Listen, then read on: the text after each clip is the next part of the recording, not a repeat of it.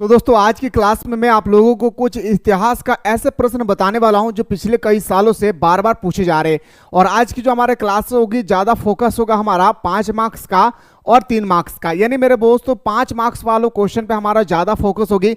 और सच कह रहा हूं कि अगर आप ईमानदारी पूर्वक इस वीडियो को सही ढंग से देख लेते हैं तो आपको इतिहास से प्यार हो जाएगी, ये बात की गारंटी देता हूं। और हाँ, ये क्लास देखने के बाद कोई भी प्रश्न में ना आपको रट्टा लगाने की आवश्यकता नहीं पड़ेगी, ये मेरा चैलेंज है भाई। लेकिन जब भी देखें वीडियो को बिना स्किप किए देखें और अच्छा लगे तो कमेंट सेक्शन में जरूर मेंशन कीजिएगा कि सर इसी तरह से सब्जेक्टिव क्वेश्चन जो होगी हमारा पॉलिटिकल साइंस का, हिस्ट्री का, ज्योग्राफी का, इकोनॉमिक्स का, एनी अदर जो भी आपने सब्जेक्ट लेकर रखा है, इन सारे सब्जेक्ट का बेहतर तरीके से अगर आप लोग देखना चाहते हैं तो एक बार आप लोग कमेंट सेक्शन में जरूर अपना अपना राय जरूर मेंशन करेंगे। और उससे पहले जो भी स्टूडेंट्स ने हमारे मिसाइल क्लासेस के ऐप को डाउनलोड नहीं किए, मैं आप लोगों से रिक्वेस्ट करना चाहूंगा कि जल्दी प्ले स्टोर से मिसाइल क्लासेस के ऐप को डाउनलोड करके ये जो हमारा ऑनलाइन टेस्ट सीरीज चल रही है हर दिन सुबह शाम दोनों टाइम पे, ये ऑनलाइन टेस्ट सीरीज में आप लोग एनी हाउ ज्वाइन कर लेंगे। ये ऑनलाइन टेस्ट सीरीज वो ऑनलाइन टेस्ट सीरीज है मेरे शेर सुनियो जो पूरे झारखंड में पहली बार स्टार्ट हुई है और झारखंड के सभी स्टूडेंट्स आकर यहाँ पर एग्जाम दे रहे हैं। मैं चाह रहा हूं कि आप भी आए और इस पर एग्जाम दे और अपने तैयारी को बेहतर बनाएं। 99 रुपया बड़ी चीज नहीं है। आज आपके पास मेरे दोस्तों समय है, इसलिए मैं कह रहा हूं पढ़ लीजिए। एक समय ऐसे आएगी 99,000 रुपये आपके पास होगा, लेकिन मेरे दोस्तों पढ़ने का समय नहीं मिलेगी, इसलिए जो समय है सदुपयोग करना सीखिए। सबसे पहला क्वेश्चन देखिए मेरे भाई, इतना सुंदर तरीके से बताऊंगा। सबसे पहला क्वेश्चन देखिए मेरे भाई, याद रखना है कि what were the impact of Kalinga war and Ashoka, यानी कलिंग युद्ध का अशोक पर क्या प्रभाव पड़ा। जो कलिंग युद्ध हुई थी अशोक के जीवन पर आखिर क्या प्रभाव पड़ा, इसके बारे में हम लोगों को बात करना है। बहुत सारे ऐसे प्रश्न होते हैं जो कई बार पूछे जाते हैं। देखिए मेरे भाई, मोहब्बत हो जाएगी, इतना सुंदर से पढ़ाऊंगा। देखिए मेरे भाई, हमारा कलिंग युद्ध होती है 261 ईसा पूर्व में, पूरा डिटेल्स में बात कर रहा हूं, सुनेगा। 261 ईसा पूर्व में कलिंग जो है मेरे भाई, हम कलिंग में एक युद्ध होती है। कलिंग कहां पे है? उड़ीसा में।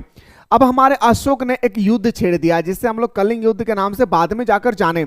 अशोक ने सोचा नहीं था कि हमारे इस युद्ध के कारण इतने लोग मरे जाएंगे, और जैसे मेरे दोस्तों अशोक ने इस युद्ध को करवाया, कुछ दिन बाद पता चला कि अशोक जिधर ही देख रहे हैं उधर उधर सिर्फ और सिर्फ रक्त ही देख रहे हैं। वो आगे देख रहे हैं तो ब्लड, पीछे देख रहे हैं तो ब्लड, दाएं बाएं ऊपर नीचे हर तरफ उनको ब्लड ही ब्लड नजर आ रहे थे। उस समय उन्होंने दिल पे इरादा किया कि आज से मैं अपनो युद्ध घोष की नीति को छोड़ करके मैं धर्म घोष की नीति को अपनाता हूं, और साथ ही साथ आज से मैं अपने नैतिक उत्थान करूंगा, लोगों के कल्याण के लिए मैं कार्य करूंगा और अपने प्रजा के हितों के लिए अपना मेहनत को जाय करूंगा।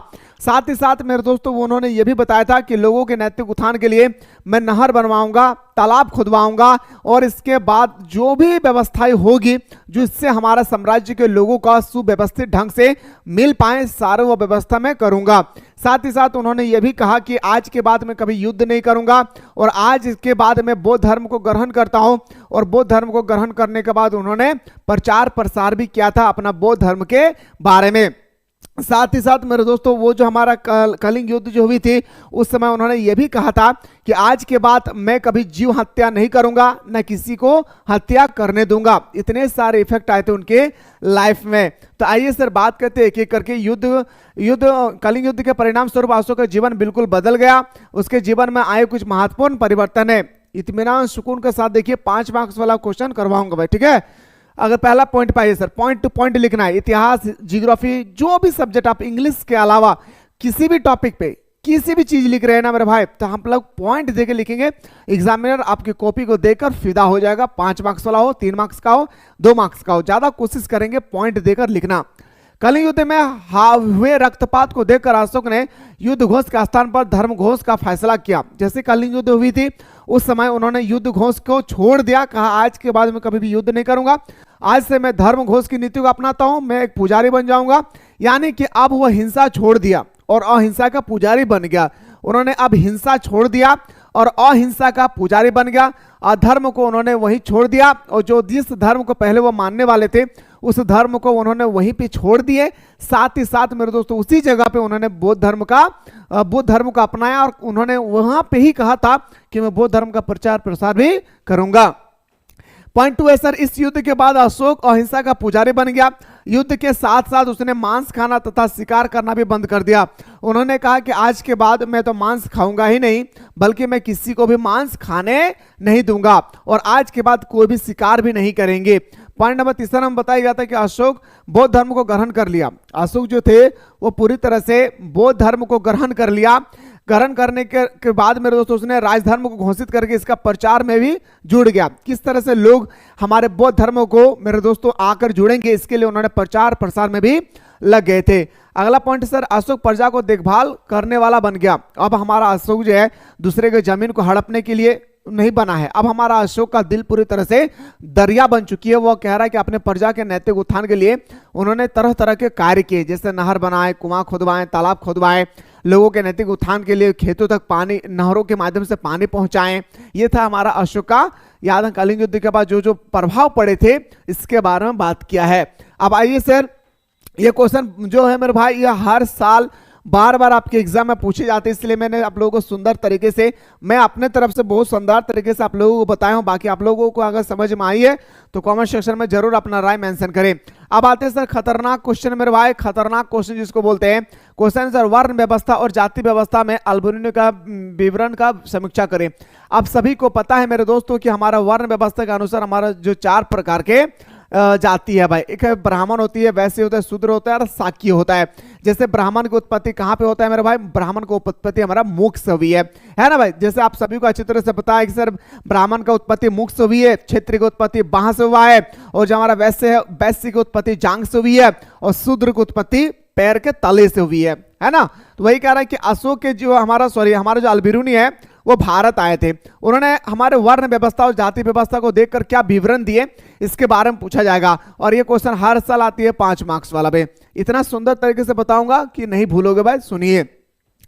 अरबी लेखक अल्बेरुनी ने भारत के विषय में अपनी एक पुस्तक लिखा। भारत के यात्रा के बारे में हमारे अल्बेरुनी ने जहां जहां भारत का दौरा किया वो अपने पुस्तक में सारे चीजों को नोट डाउन करते गया। उस पुस्तक का नाम था क्या, किताबुल हिंद, या तो कोई बोलते थे तहकीके हिंद में भारत की सामाजिक स्थिति। वो जहां जहां गए भारत की सामाजिक स्थिति, राजनीतिक स्थिति, आर्थिक स्थिति, वेशभूषा, त्योहार, रीति रिवाज, भारतीय खान पान, रहन सहन, संस्कृति, धार्मिक, सारे वो चीजों को उन्होंने अपने किताबों में नोट डाउन कर लिया। सारे चीज को वो अपने किताबों में नोट डाउन किया। मैं फिर से बोल रहा हूं, अरबी लेखक अल्बेरुनी ने भारत के विषय में एक पुस्तक लिखी, जिस पुस्तक का नाम था किताबुल हिंद या तहकीके हिंद में भारत के सामाजिक स्थिति, राजनीतिक स्थिति, धार्मिक स्थिति, और इसके बाद वेशभूषा, रहन सहन, खान पान, मंदिर, मस्जिद वगैरह के सारे चीजों के बारे में उन्होंने अच्छी तरह से लिखा भाई, चाहे वो त्योहार हो, ठीक है सॉरी भाई, त्योहार आदि के विषय में विस्तार पूर्वक वर्णन किया। क्या क्या, उन सब चीजों के बारे में उन्होंने पूरा डीपली, पूरा गहराई के साथ अपने पुस्तक में अच्छी तरह से विवरण करके लिखा है। अपने पुस्तक किताबुल हिंद के 9वें अध्ययन, यानी मेरे भाई किताबुल हिंद का चैप्टर नंबर 9 में अल्बेरुनी ने भारत की जाति व्यवस्था पर विस्तार पूर्वक प्रकाश डाला। अब अगर हम अल्बेरुनी का किताबुल हिंद एक पुस्तक है, उस किताबुल हिंद को हम उठाते हैं और उसका चैप्टर नंबर, जैसे मैंने किताबुल हिंद को उठाया और चैप्टर नंबर जैसे मैंने 9 ओपन किया, तो 9 ओपन जैसे ही करते हैं उसमें हम क्या पाते हैं, तो बताया जाता है कि सर उसमें जाति व्यवस्था का विस्तार पूर्वक प्रकाश डाला गया है। जो हमारा जाति व्यवस्था है इसके बारे में शानदार तरीके से प्रकाश डाला गया कि आखिर भारत की जाति व्यवस्था के बारे में हमारे अल्बेरुनी चाचा ने क्या क्या लिखा है। सारे वो चीजों को आप पढ़कर अच्छी तरह से समझ सकते हैं आखिर क्या लिखा हुआ था। आइए सर बात करते हैं, शानदार तरीके से समझा रहा हूं मेरे भाई, याद रखना, सुनते रहिएगा। अल्बेरुनी के अनुसार भारतीय समाज 4 वर्णों में बांटा हुआ था। जो अल्बेरुनी थे उन्होंने अपना पुस्तक तहकीके हिंद, या याद रखना मेरे दोस्तों किताबुल हिंद में चैप्टर नंबर 9 में लिखता है कि हमारा भारत के जो वर्ण व्यवस्था है वो 4 भागों में विभाजित है। और वो 4 भाग क्या है, एक हमारा ब्राह्मण है, क्षेत्रीय, वैश्य है, और क्या है मेरे भाई, शूद्र है। इन चारों वर्णों में ब्राह्मण सर्वश्रेष्ठ है। और हमारा अल्बेरुनी कहते हैं इन चारों वर्णों में सर्वश्रेष्ठ कौन है भाई, तो बताएंगे सर ब्राह्मण है। उन्होंने कहना है उनका कि इन चारों वर्णों में ब्राह्मण सर्वश्रेष्ठ है। उनका कहना क्या है कि ब्राह्मण क्या है, सर्वश्रेष्ठ है, ठीक है।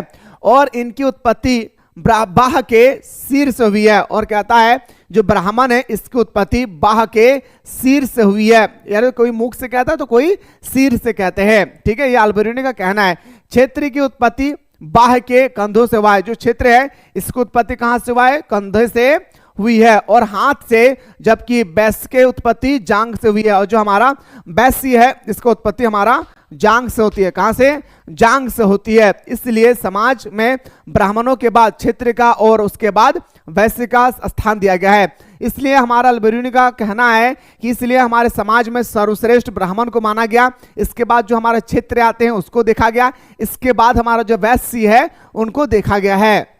ठीक है, समाज के सबसे निचले स्थान पर शूद्र थे, और कहता है कि जो हमारा समाज है, समाज के जब सबसे अगर नीचे स्तर की मैं बात करूं, वो सबसे नीचे स्तर में कौन थे, हमारा शूद्र थे, क्योंकि इनकी उत्पत्ति बाह के पैर से हुई है, और जो हमारा पैर है पैर के तले से हुई है। इनका जो जन्म होती है कहां से हुई है, बाह के पैर के तले से इसकी जन्म हुई है।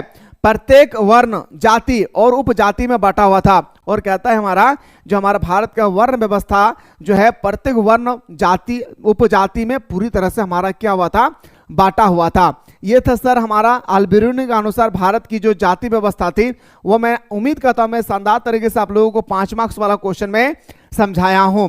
बस इतना याद रखना है कि अल्बेरुनी लेखक, अरबी लेखक अल्बेरुनी भारत के विषय में आपने एक पुस्तक लिखी, जिस पुस्तक का नाम था किताबुल हिंद या तहकीके हिंद। इस किताबुल हिंद में भारत के अल्बेरुनी ने भारत के सामाजिक, आर्थिक, धार्मिक, राजनीतिक, वेशभूषा, रहन सहन, खान पान, त्योहार, मंदिर के बारे में विस्तार पूर्वक वर्णन किया है। साथ ही साथ जब हम अल्बेरुनी के पुस्तक उठाते हैं किताबुल हिंद को, और जब हम चैप्टर नंबर 9 ओपन करते हैं, तो उसमें बताया जाता है कि भारत के वर्ण व्यवस्था के अनुसार भारत में 4 प्रकार के वर्ण व्यवस्था थे। पहला हमारा ब्राह्मण थे, दूसरा हमारा क्षेत्रीय, शाक्य और शूद्र थे। ब्राह्मण जो थे वो उनका उत्पत्ति मुख से हुई है, क्षेत्र की उत्पत्ति बाह से हुआ है, और शाक्य की उत्पत्ति जांग से हुई है, और हमारा जो शूद्र है इसकी उत्पत्ति हमारा पैर के तले से हुई है। इस प्रकार से अल्बेरुनी ने शानदार तरीके से वर्ण व्यवस्था के बारे में वर्णन किया था। सच बताइए, समझ में लिखो कि ना, ईमानदारी पूर्वक कहिए दादा, बहुत मेहनत कर रही हो तो नहीं खातिर, हाथ से ज्यादा हम मेहनत कर रही हो, सच कहियो। इतना ज्यादा मेहनत करता हूं मेरे दोस्त कि एक इंसान कभी अंदाजा नहीं लगा सकते हैं। हमारे स्टाफ हमारे से परेशान हो जाते हैं, जिसके कारण मेरे दोस्त छोड़कर हमें चले जाते हैं। जब पूरी दुनिया सो जाती है ना, तब हमारे वीडियो शूट होता है रात 11 बजे 12 बजे के बाद। किस लिए कर रहा हूँ, सिर्फ एक मकसद है कि हम अपने झारखंड के एजुकेशन सिस्टम को कितना जल्दी हो सके गांव गांव तक पहुंचा सके। मात्र 399 रुपये में पूरे साल भर पढ़ाने वाला बंदा ये चाह रहा है कि हर एक स्टूडेंट्स अपने पैसा की वजह से जो पढ़ाई छोड़ रहे थे, वैसे स्टूडेंट्स को हमें पढ़ाना है। मैं चाह रहा हूं कि अगर आप लोग सपोर्ट करेंगे तो दिल से कहता हूं कि एक दिन नहीं, लेकिन एक दिन में तो नहीं, लेकिन एक दिन हमारे झारखंड के कोने कोने से, एकदम गांव गांव से लोग कहेंगे कि मेरे दोस्तों पढ़ाई करो, इतना कम पैसा में पढ़ा रहा है और अपने सपना को पूरा करो। बस सपोर्ट की जरूरत है, ठीक है? सपोर्ट करेंगे ना भाई? चलिए अगला क्वेश्चन पाते हैं सर। कबीरदास के मुख्य उपदेश क्या है? मैंने आप लोगों को कहा था, याद रखना है। पहला कबीर, दूसरा गुरु नानक, तीसरा महावीर स्वामी जैन, चौथा महात्मा बुद्ध, पांचवा अकबर। याद रखना है, ये पांचों क्वेश्चन में से एक क्वेश्चन आएगा आपके पेपर में 5 मार्क्स का। कबीर का जीवनी के बारे में उल्लेख करे, इसके उपदेशों का वर्णन करे, वैसा क्वेश्चन आएगी। समझ में आ रही है ना? चलिए सर, आइए से सबसे पहले कबीरदास के बारे में जानते हैं, जो बहुत ही शानदार तरीके से बताया गया था। कबीरदास का जन्म 425 ईस्वी के एक विधवा ब्राह्मणी के गर्भ से हुआ। मेरे भाई, कबीर का जन्म जो होती है एक विधवा ब्राह्मणी के गर्भ से हुआ। कबीर का जन्म कैसा हुआ मेरे भाई? एक विधवा औरत जो उनके गर्भ से ब्राह्मणी जाति से बिलोंग करते थे, उसका पेट से एक बच्चा पैदा हुआ जिसका नाम था कबीर। गर्भ से हुआ। कहा जाता है कि लोग लज्जा और शर्म के डर से कबीर को वाराणसी के तालाब के किनारे फेंक दिया। अब कबीर को मेरे दोस्तों उठाया और उसको वाराणसी के तट पर एक तालाब थी, उसी तालाब में जाकर उसको फेंक दिया।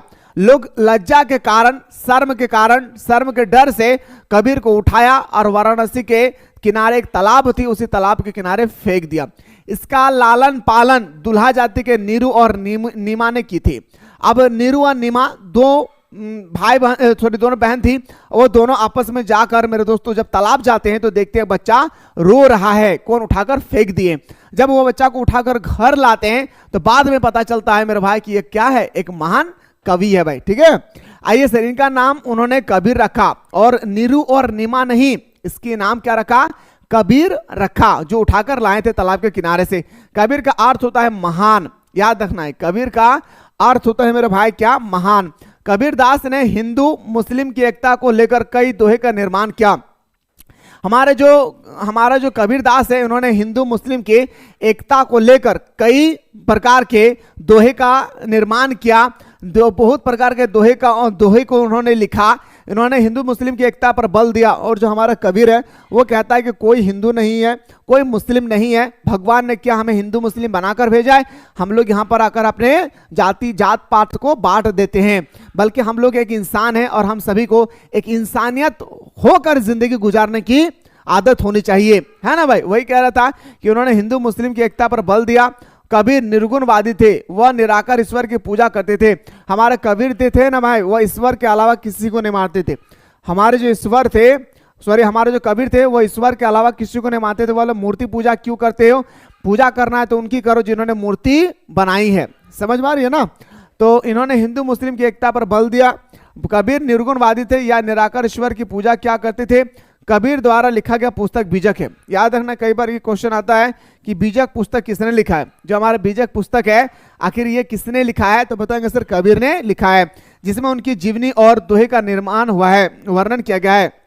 और जो कबीर का पुस्तक है हमारा बीजक, कबीर का एक पुस्तक है बीजक। इसी बीजक पुस्तक में कबीर के पूरे जीवनी के बारे में, किस तरह से उनको लालन पालन हुआ, किस तरह से उसकी पैदाइश हुई, किस तरह से इसकी मृत्यु हुई है, पूरे बायोडाटा जन्म से लेकर मृत्यु तक उनको अच्छी तरह से बताया गया है। कबीर का एक पुस्तक का नाम है बीजक, उस पुस्तक में।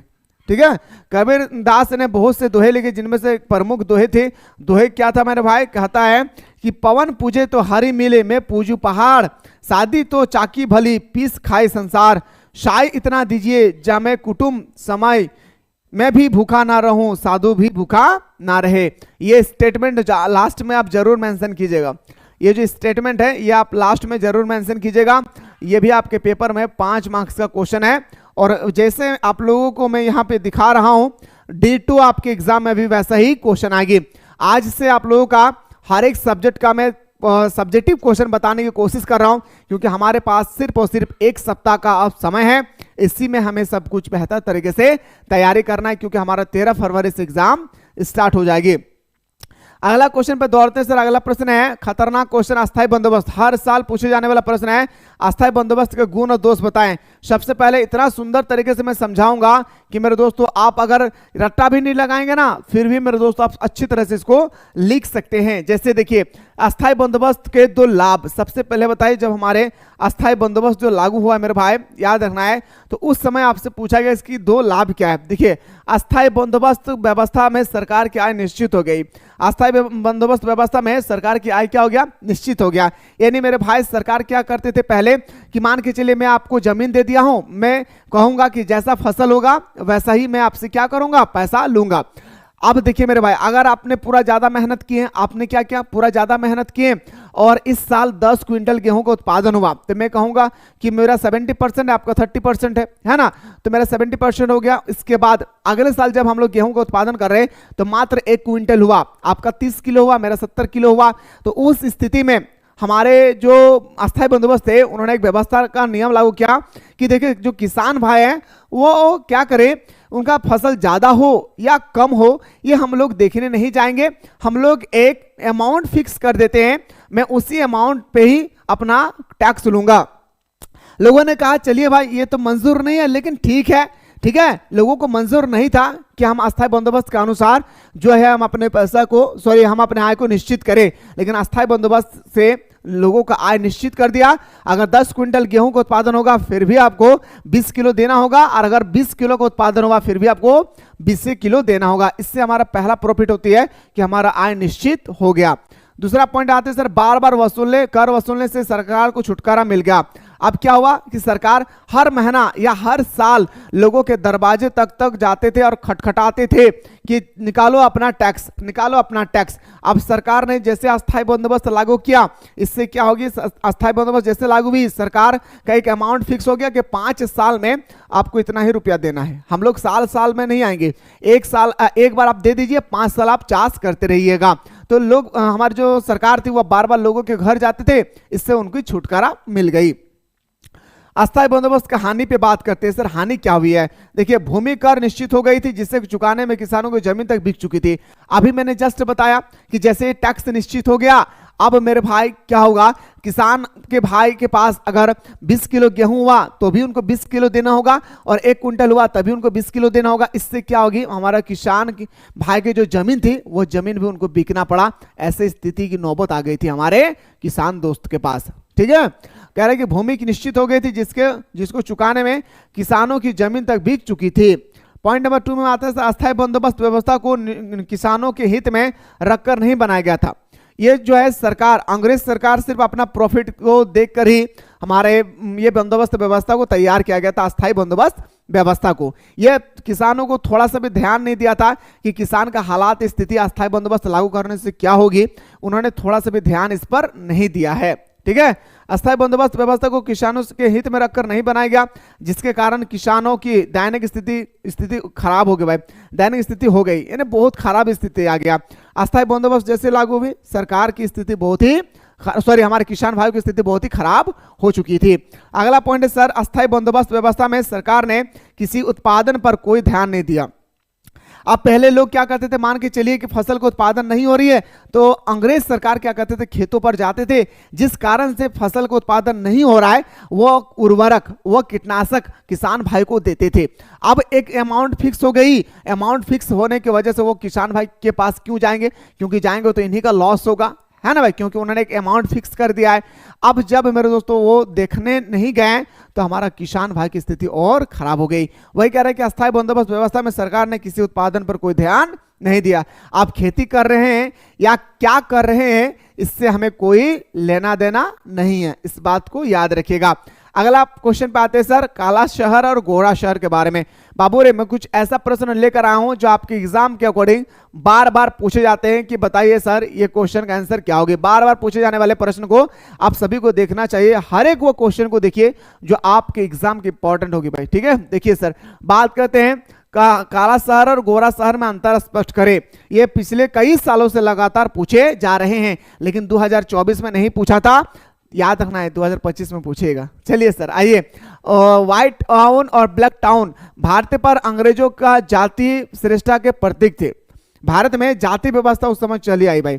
भारत के लोग जो काला थे उसको हम लोग ब्लैक टाउन कहते थे, और जो अंग्रेज सरकार आए थे वो गोरा थे, उसे व्हाइट टाउन कहते थे। समझ में आ रही है ना? सच बताइएगा, अच्छा लग रहा है जो मैं एक्सप्लेनेशन कर रहा हूं, ये आप लोगों को समझ में आ रही है? सोचिए, अगर यूट्यूब में इस तरह से मैं स्टडी करा रहा हूं तो आप सोच सकते हैं कि हमारे सुबह शाम जो ऑनलाइन क्लास चलती है उसमें कितना बेहतर एक्सप्लेनेशन होती है, सोच सकते हैं भाई। ठीक है, इसलिए आप लोगों का समय तो गुजर चुकी है, लेकिन जब भी आपका आने वाला जनरेशन होगी, हर साल के 1 अप्रैल को हमारा न्यू बैच स्टार्ट होती है मात्र 399 रुपया में। याद रखना, मात्र 399 रुपया में। ठीक है, समझ में आ रही ना? मात्र सॉरी भाई, ठीक है, मात्र 399 रुपया में, और एक बार पे कर देना है, और सुबह शाम दोनों टाइम पे रगड़ करके मैं क्लास करवाता हूँ, जहाँ सबसे पहले चैप्टर को समझाता हूँ, फिर ऑब्जेक्टिव बताता हूँ, फिर सब्जेक्टिव बताता हूँ। सब्जेक्टिव में भी 3 तरह का क्वेश्चन होता है, वेरी शॉर्ट क्वेश्चन अलग, शॉर्ट क्वेश्चन अलग, लॉन्ग क्वेश्चन अलग, इतनी सारी चीज़ों का अलग से नोट्स भी प्रोवाइड किया जाता है। 5 साल का प्रीवियस क्वेश्चन बताता हूँ, 5 साल का मॉडल पेपर बताता हूँ, इसके बाद वीकली टेस्ट का एग्जाम अगर कल है तो आज ही क्वेश्चन में बता देता हूं। इतने सारे फैसिलिटी 399 रुपया में। आप सोच नहीं सकते हैं कि सर यहाँ पे हम 399 दिए, मुझे 3999 देना चाहिए, जबकि आप 399 रुपये में पढ़ा रहे हैं। मेरा मकसद एक ही है मेरे भाई कि हमारा झारखंड एक नई दिशा की ओर पहुंचे। जो बच्चा पैसा का कारण नहीं पढ़ पा रहे, जो ट्यूशन कोचिंग नहीं कर पा रहे, वो यहाँ पे आए और अपना तैयारी को बेहतर बनाए। ठीक है, आइए सर, बात करते हैं टॉपिक पे सर, टॉपिक पे बात करते हैं। तो व्हाइट और ब्लैक टाउन भारतीयों पर अंग्रेजों की जातीय श्रेष्ठता का प्रतीक थे। अंग्रेज गोरी चमड़े वाले थे, आप सभी को पता है आज भी अंग्रेज क्या है, गोरी चमड़े वाले थे और उन्हें व्हाइट टाउन कहा जाता था। जो गोरी चमड़े वाले होते थे उन्हें हम लोग व्हाइट टाउन कहते थे। जो ब्लैक, मेरा जैसा ब्लैक चेहरा वाला था उसको ब्लैक टाउन कहते थे। ठीक है, काला हो या लाल हो उससे कोई मतलब नहीं है भाई, बस दिल वाला होना चाहिए, और काला लोग ज्यादा दिल वाला होता है भाई। ठीक है, जबकि भारतीयों को काले अर्थात ब्लैक लोग माना जाता है। बस इतना याद रखना है कि अंग्रेज गोरे चमड़े के होते थे, इस कारण से उनको व्हाइट टाउन कहा जाता था, और भारतीय लोग का चमड़ा काली होती थी, इस कारण से उन्हें ब्लैक टाउन कहा जाता था। अब आइए सर, अब किसके बारे में पोस्टमार्टम करते हैं सर, इतना तो हम लोग को समझ में आ गया। अब पोस्टमार्टम आते से शुरू करते हैं। व्हाइट टाउन औपनिवेशिक शहरों के भाग थे। हमारा व्हाइट टाउन जो थे वो औपनिवेशिक शहर मतलब अंग्रेजों का भाग थे, जहां केवल गोरे लोग रहते थे। और ये जो शहर थी ना, जैसे मेरे भाई ये मान के चलिए हमारा दो शहर है, एक शहर ये है एक शहर ये है, तो इसमें गोरे लोग रहते थे, इसमें हमारा काले लोग रहते थे। गोरे और काले से कोई लेना देना नहीं था। तो व्हाइट टाउन औपनिवेशिक शहरों के भाग थे जहां केवल गोरे लोग रहते थे। छावनियों को भी सुरक्षा स्थानों पर विकसित किया गया था। मेरे दोस्तों जो छावनी होती है ना, छावनी जैसे घर बनाए, जैसे ढाकू बनाए है ना भाई, ढाकू इस तरह से होती है, जैसे मैंने ढाकू बनाया हो तो इतना सुंदर तरीके से बनाया ताकि उसमें छांव प्रदान हो सके, विकसित किया गया। छावनियों में यूरोप के अधीन भारतीय सैनिक तैनात किए जाते थे। ये इलाका मुख्य शहर से अलग परंतु जुड़े हुए थे। चौड़ी सड़कें, बड़े बगीचे में बड़े बागान और घर, जैसे मेरे दोस्तों वो घर बनाते थे, घर के अगल बगल में बड़ा बड़ा सड़कें, चौड़े चौड़े सड़कें होती थी।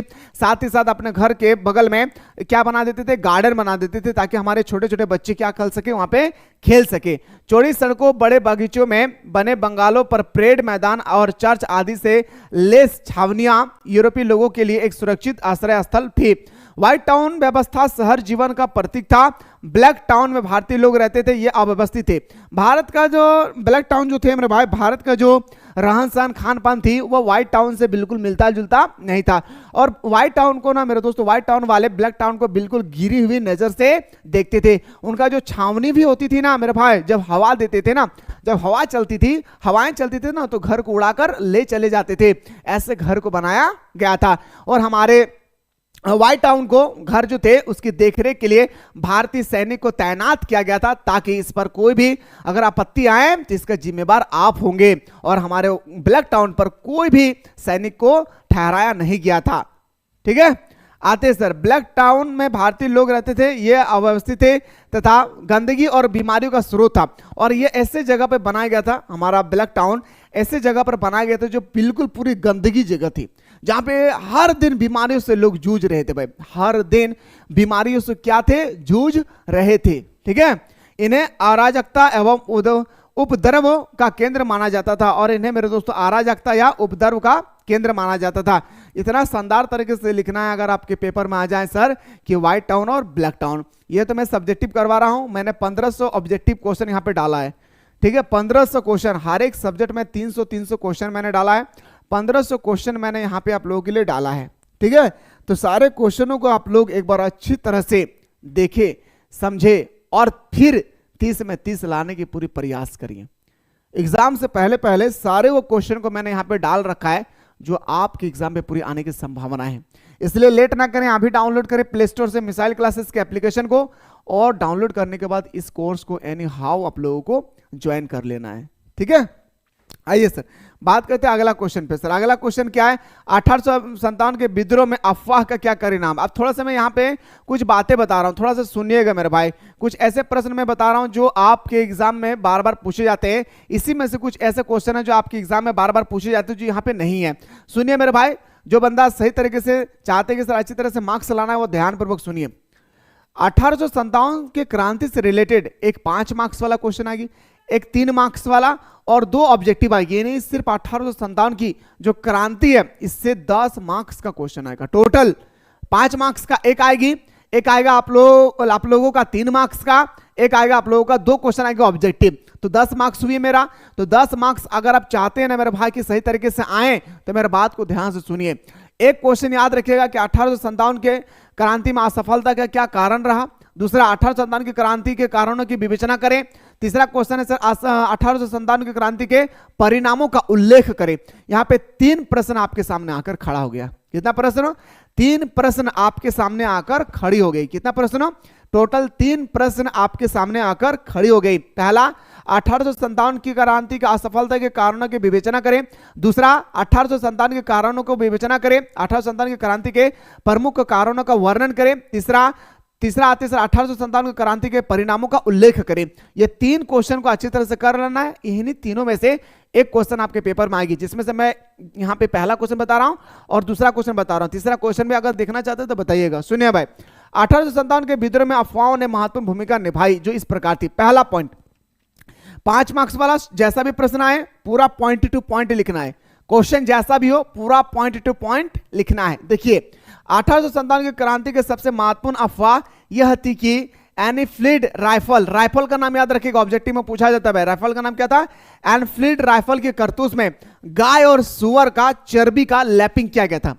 किसका? गाय और सुअर का चर्बी का क्या किए गए थे? लैपिंग किए गए थे। लैपिंग का मतलब जैसे हम लोग लिपते हैं ना घर पे, उसी तरह से लैपिंग किए गए थे, बेंडिंग किया हुआ था।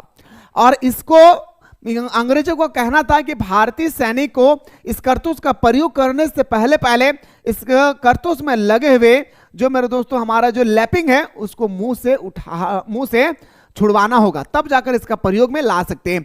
तो मंगल पांडे उस समय खतरनाक व्यक्ति था, जिन्होंने कहा था मुझे नौकरी से निकाल दीजिए कोई दिक्कत नहीं है, मुझे मार डाले मुझे कोई दिक्कत नहीं है, लेकिन मैं अपने धर्म को भ्रष्ट नहीं करना चाहता हूं। उसी समय पूरे भारत में हलचल मच गई थी कि हमारे भारतीय सैनिकों के साथ अत्याचार किए जा रहे हैं अंग्रेजों के द्वारा। क्यों? क्योंकि वह हमारे कारतूस पर सुअर और गाय की चर्बी लगाया है, जो मुंह से हटाना चाह रहा है और हमारे धर्म को भ्रष्ट करना चाह रहे थे। पहला पॉइंट याद रखिएगा, ठीक है। दूसरा पॉइंट, ऐसे अफवाहों फैली कि कंपनी सरकार हिंदू मुस्लिम के जाति और धर्म का नष्ट करने का षड्यंत्र कर रही थी। यह एक ऐसी अफवाह थी, 1857 की क्रांति एक ऐसी अफवाह बनकर खड़ी हो गई जिसमें हिंदू और मुस्लिम को लड़ाने के लिए षड्यंत्र रच दिया। समझ पा रहे ना? जिसमें हिंदू और मुसलमानों को लड़ाने के लिए एक षड्यंत्र रच डाली और इसके लिए सरकार ने आटा में गाय और सूअर का हड्डी का भी मिश्रण कर दिया। कारतूस में तो क्या ही क्या है, कारतूस में कौन यूज करेंगे? जो मिलिट्री में है, आर्मी वगैरह जो है वो यूज करेंगे। बाकी क्या कर दिया? पूरा अफवाह फैला दिया कि मार्केट में बिकने वाले हर एक और आटे की दुकानों में जो आटा है वो गाय और सूअर की हड्डियों का चूरा मिलाया हुआ है। लोगों में पूरा अफवाह फैल गई भाई कि हड्डी में जो हमारा आटा है उसमें गाय और सूअर की हड्डियों का मिश्रण मिला हुआ है। लोगों में एक खतरनाक अफवाह फैल गई भाई। यह है सर अफवाह का दूसरा कारण। तीसरा कारण देखिए मेरे भाई, ठीक है, यह अफवाह फैल चुकी थी कि 23 जून 1857 को कंपनी शासन के 100 वर्ष पूरे होते ही अंग्रेजों की सत्ता समाप्त हो जाएगी। अब जैसे ही जैसे ही हमारा ये अफवाह फैली ना मेरे भाई, अंग्रेजों का जो जोश थी ना वो दुगना हो गया। अच्छा, भारत लोग हम लोगों को यहां से हटाना चाह रहा है, आओ आओ कौन आता है भाई, कौन आता है, आओ देख लेता हूं एक बार। इस तरह से अंग्रेजों के अंदर में आग बगने लगा भाई, आग उगने लगा। जो आएगा उसी को एकदम भुजिया बना के रख देना भाई, ठीक है। तो यह अफवाह फैल चुकी थी कि 23 जून 1857 को कंपनी शासन का 100 वर्ष पूरे होते ही अंग्रेज की सत्ता समाप्त हो जाएगी और इसका जनमानस पर गहरा प्रभाव पड़ा। और मेरे दोस्तों ये तीसरा हमारे जो तीसरा अफवाह थी वह हमारे पास ये तीसरा अफवाह था। अब आते हैं सर खतरनाक क्वेश्चन पे, क्वेश्चन नंबर नेक्स्ट पे दौड़ते हैं सर कि असहयोग आंदोलन का कार्यक्रम क्या था। बात करते हैं सर हमारा जो असहयोग आंदोलन थे इसके कार्यक्रम के बारे में हम लोगों को बात करना है। किसके कार्यक्रम के बारे में? तो असहयोग के आंदोलन के कार्यक्रम के बारे में हम लोगों को क्या करना है भाई? बात करना है सही तरीके से। तो मेरे दोस्तों अगर आप लोग चाहते हैं कि सर हाँ असहयोग आंदोलन के बारे में या इसके अलावा जो और क्वेश्चन है कि हड़प्पा सभ्यता के सामाजिक आर्थिक जो भी है महावीर जैन की जीवन की शिक्षाओं का वर्णन करें, इन सब सारे क्वेश्चन को देखना चाहते हैं तो सेम टू सेम थंबनेल एक बार आप लोग अच्छी तरह से नजर दौड़ाइए। सेम टू सेम थंबनेल होगा, बस इसमें आप लोगों का सेट 1 लिखा हुआ है, यहाँ पे आपका लिखा होगा सेट 2, बस इतना याद रखना है। ये हमारा सेट 1 लिखा हुआ है, ये हमारा लिखा होगा मेरे भाई क्या? सेट 2। एक बार आप लोग अच्छी तरह से इस चीज को देखें समझे और मेरे दोस्तों शुरू से लेकर अंत तक देखने के बाद कैसा फील हुआ है कमेंट सेक्शन में आप लोग जरूर अपना अपना राय को मेंशन करें। मिलते हैं इसी तरह से अगला वीडियो में।